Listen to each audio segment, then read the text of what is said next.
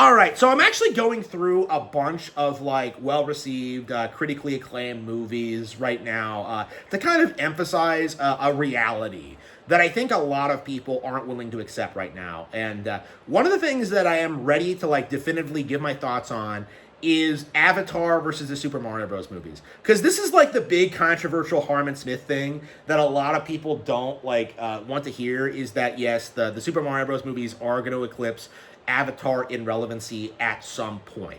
They are going to make more money than them. They are going to be bigger IP than them. In fact, they already are, considering video games are bigger than movies, and that nobody really cares about like Avatar anyway. That's going to become very apparent over the next several years. But because Avatar was like attached to like the biggest name in Hollywood, James Cameron, people just have this like religious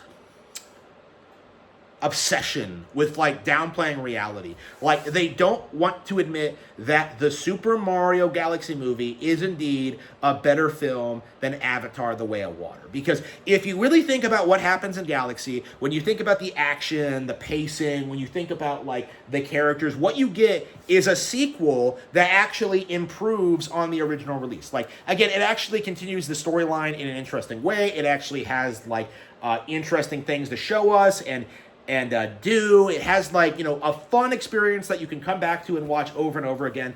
No Avatar movie does that. Okay, Avatar is very interesting because one of the things we've been told about the Mario Galaxy movie is that like, oh, it's just jangling keys in front of an audience. It's just nostalgia bait. It's just this or this. It's just not as good as other movies. And then when you look at like literally the biggest box office franchise in history, Avatar, by the way, which is mogged by the TV series Avatar: The Last Airbender, which is way more well-received, popular, and iconic. What you get is that the Mario movies actually are better paced, better produced, they have better stories, and are more appealing than Avatar. The simple fact of the matter is, Avatar is a film series that coasts by entirely on its visuals. I think even fans, like, don't deny this fact. Is that the only reason you go to see these movies is like the alien world, the settings, like the set pieces, the environments. Like nobody goes for the plot, okay? Like the plot is the most bare bones, like basic Indians versus like white people, like allegory ever.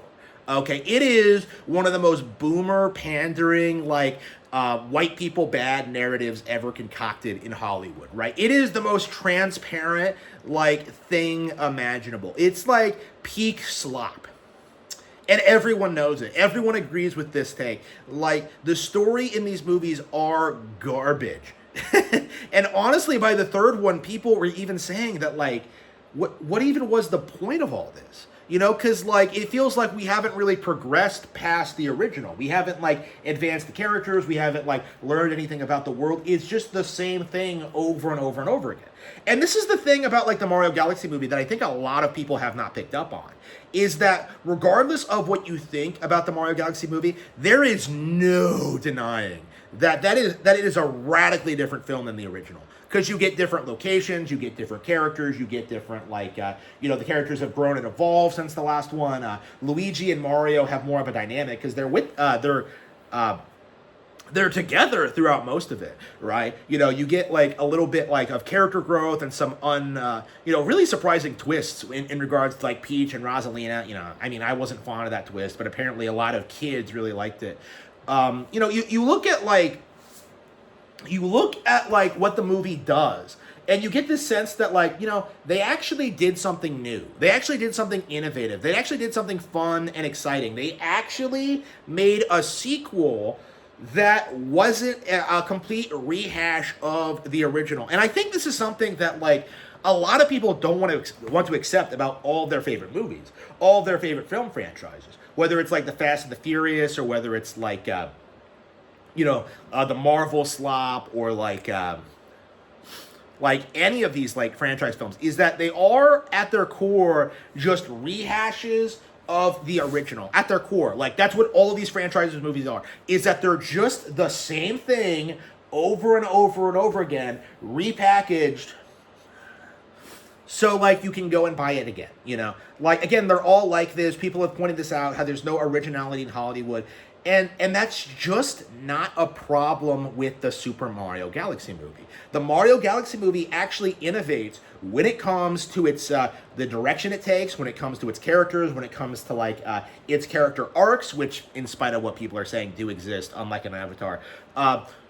You get something completely new. And what's more, you get this sense that they're going to do something more with the follow-up. We got, confirmation that Daisy's being in the sequel. We have all these character threads that are advancing. What we're getting is the possibility of more things happening in the setting. And the simple fact of the matter is that is not true for Avatar. That is not true for James Cameron. This fucker has no idea what to do with the franchise. All he wants to do is just make his weird nature documentary about white people being evil. And the simple fact of the matter is nobody wants to go see that. Avatar 3 made significantly less money than Avatar 2 because they pumped these out so quickly that people couldn't even do the Star Wars prequel trilogy thing and pretending that it was a long wait, so I'm really thankful for what we got. No. Avatar 3 was bullshit. Nobody liked that movie. Nobody went to go see it. And the simple fact of the matter is, what we're seeing is just a slow, gradual realization among general audiences, people who go to see movies, that what Hollywood is trying to show you on is just complete crap. And stuff like this, the Mario Galaxy movie, which is actually tells a good story with fun characters that is completely different than the last movie. This is something we just don't get out of mainstream Hollywood. When you look at something all the endless Disney sequels, what does Utopia 2 add? What does Inside Out 2 add? It's just a rehash of the concept established in the previous movie at its core. That's what we're seeing here. That's what they're giving us, is just these endless rehashes because they aren't capable of coming up with new ideas. And I think that's going to be one of the shocking things about the Mario movies, is that because of just how wild and creative the team behind it is, we're going to see wildly different movies over the next several years. People are already talking about Luigi's Mansion and Donkey Kong, but the reality of those movies existing is that the franchise is strong enough in that entire side characters in the Mario movies can spin off into their own franchises with their own genres, with their own storylines, with their own unique characters, right? Again, it's going to be insane.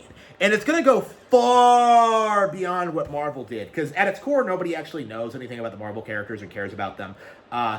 That's not the case with Nintendo. Nintendo's going to destroy Marvel at its peak with the NCU, the Nintendo Cinematic Universe. And we kind of already see threads of that with Star Fox, where even the most vocal critics of Mario Galaxy are coming out and saying that I really like Star Fox though, and I hope he gets his own movie.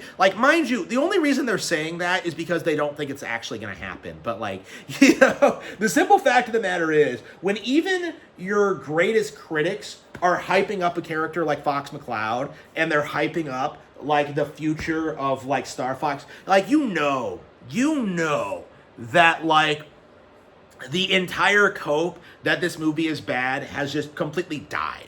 Okay, there is just no recovery from this at this point. And considering all the most vocal critics for this are dudes in their 40s, do you really think anybody is gonna listen to them in the next 5-10 years? When the Zelda movie comes out next year, or when the Donkey Kong movie comes out the year after that? This isn't gonna work.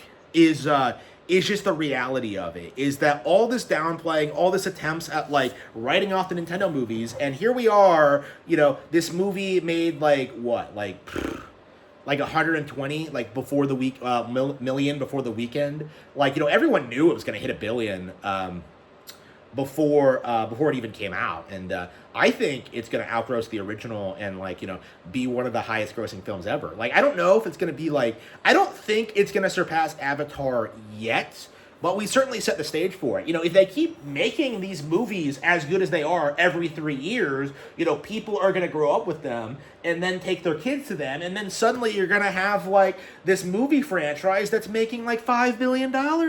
Again, that seems unreasonable, but I think it's inevitable. Like, that's just the reality of what we're seeing, is that Nintendo is dominating the box office. And there's nothing that trite, simplistic trash like Avatar, made by that Hollywood hack James Cameron, can do to stop it.